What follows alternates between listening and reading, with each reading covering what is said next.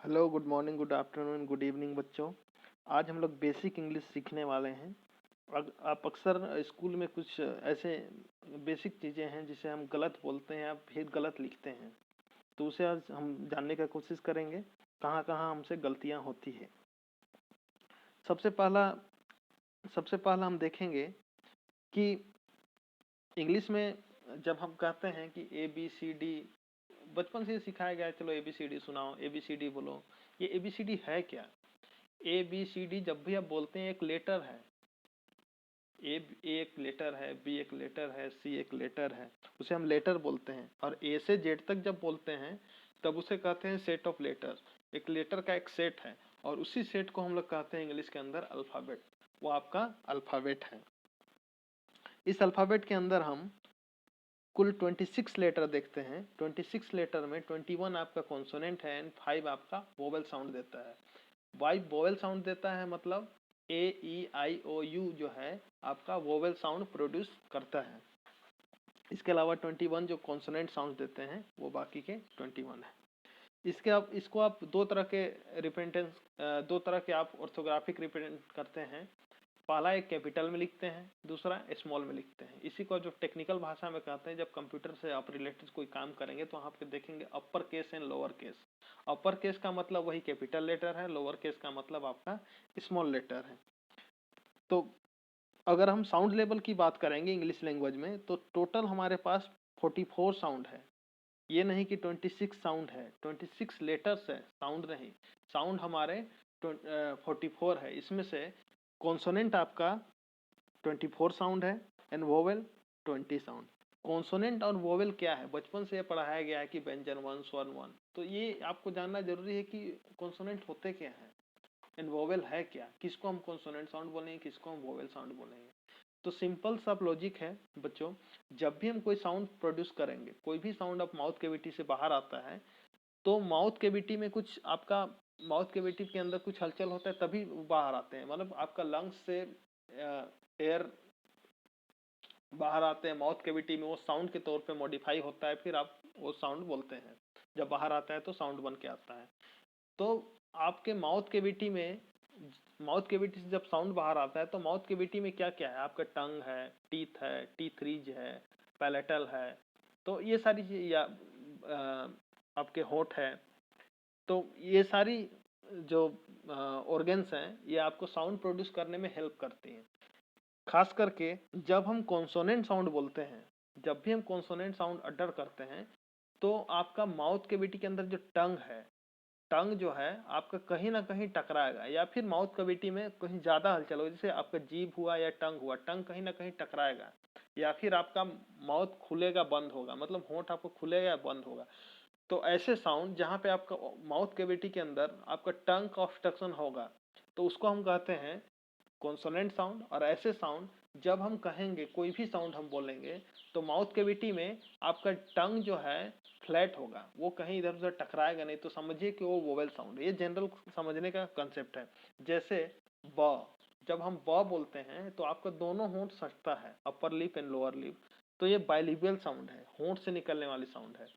इसी तरह ट, ट जब बोलते हैं हम, ट साउंड आपका टीथ रीज में आपका टंग जाके, टंग का फ्रंट ब्लेड जो है टीथ रीज में जाके टकराता है, तो ये भी एक क्या है?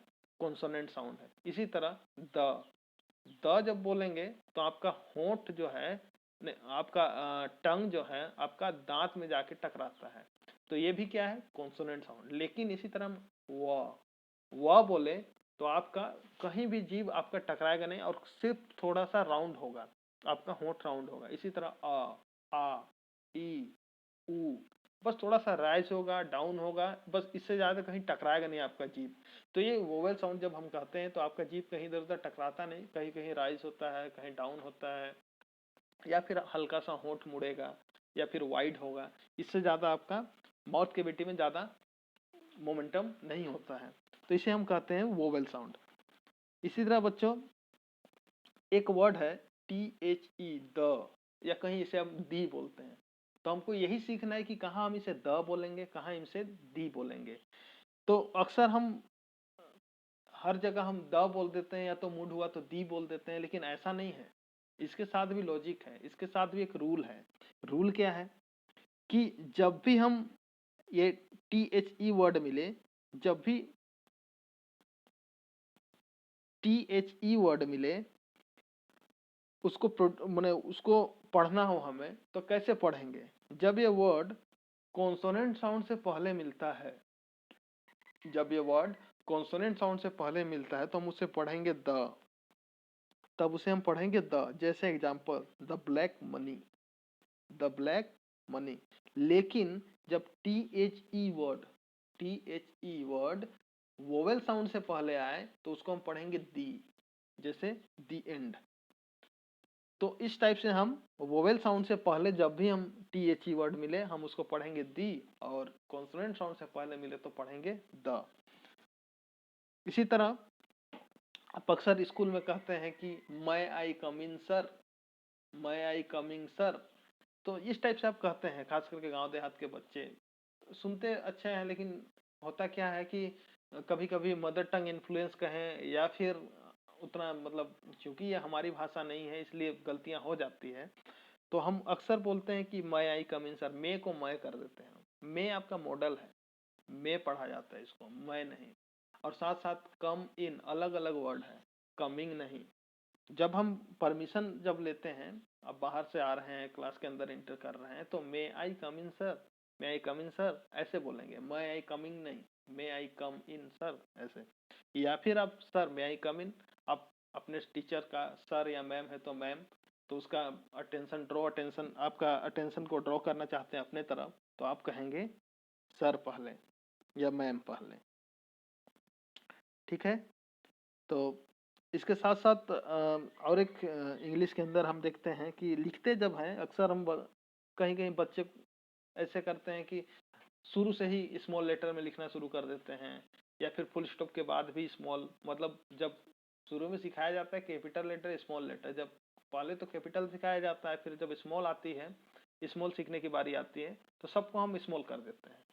तो ये दिक्कत होती है कि कहाँ पे कैपिटल लिखना है, कहीं पे स्मॉल लिखना है, वो हम उस समय शायद नहीं जान रहे होते, इसलिए गलतियां हो जाती है। लेकिन ग्रामर इस चीज को एक्सेप्ट नहीं करता है। ग्रामर आपको कहता है कि यहाँ कैपिटल लिखना है तो आपको कैपिटल लिखना है, नहीं तो ग्रामेटिकली इनकरेक्ट हो जाएगा।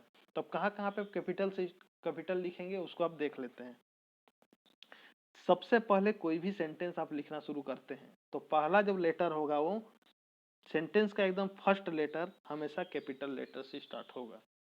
दूसरी बात, जब भी हम कोई चीज को, हम कोई भी सेंटेंस को हम इन्वर्टेड कोमा के अंदर लिखते हैं, इन्वर्टेड कोमा के अंदर हम जनरली उसको लिखते हैं जब हम कोट कर रहे होते हैं किसी को, किसी की कही गई बात को हूबहू जब लिखते हैं उसको हम इन्वर्टेड कोमा के अंदर लिखते हैं। तो जब भी हम कोई सेंटेंस को इन्वर्टेड कोमा के अंदर लिखेंगे तो पहला लेटर होगा इन्वर्टेड कोमा के अंदर वो कैपिटल लेटर में होगा।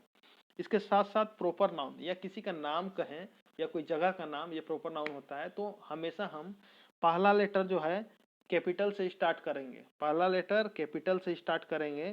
साथ साथ अगर उसका सरनेम भी लिखना है तो सरनेम का भी पहला लेटर कैपिटल से ही स्टार्ट होगा। पहला लेटर नाम का कैपिटल, सरनेम भी कैपिटल। अगर 3 नाम है, पहला माने अगर first name middle name and surname है तो तीनों का फर्स्ट लेटर कैपिटल में होगा। इसके साथ साथ कोई जगह का भी नाम लिखेंगे हम, जैसे रांची, सिमडेगा, बानो, गुमला, तो रांची का R कैपिटल, सिमडेगा का S कैपिटल, गुमला का G कैपिटल, सिमडेगा का S कैपिटल, झारखंड का J कैपिटल, इंडिया का I कैपिटल। इस टाइप से लिखेंगे हम। अगर स्मॉल में लिखते हैं तो ये गलत हो जाएगा।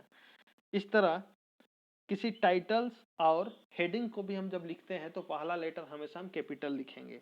कभी कोई आर्टिकल का टाइटल लिख रहे हैं या फिर कोई भी हेडलाइंस देख रहे हैं या फिर हेडिंग देख रहे हैं तो हम उसमें देखिए कि पहला लेटर हमेशा क्या होगा, कैपिटल में होगा। इसके साथ साथ नेम ऑफ डे, कोई भी दिन का नाम जो है, जैसे Monday, Tuesday, Thursday, Wednesday, Friday, ऐसे डे है तो उसका पहला लेटर हमेशा कैपिटल में होगा। इस तरह मंथ का भी पहला लेटर, मंथ मतलब जनवरी, फरवरी, मार्च, अप्रैल, मई, जून, 12 मंथ जो भी है पहला लेटर आपका कैपिटल से ही होगा। इसके साथ साथ हॉलीडेज जो भी हैं आपका, एक्समस, दिवाली, दशहरा, जो भी लिखते हैं हम पहला लेटर वो कैपिटल में होगा। साथ साथ एब्रीविएशन, एब्रीविएशन भी हम जब लिखते हैं तो जनरली कैपिटल में ही लिखते हैं, सभी एब्रीविएशन नहीं, लेकिन ज्यादातर एब्रीविएशन जो है, एब्रीविएशन उसको कहते हैं बच्चों, जैसे हम मैं लिखूं BBC, ब्रिटिश ब्रॉडकास्टिंग कॉरपोरेशन, इसको अगर विस्तार रूप में देखा जाए तो, या फिर ATM,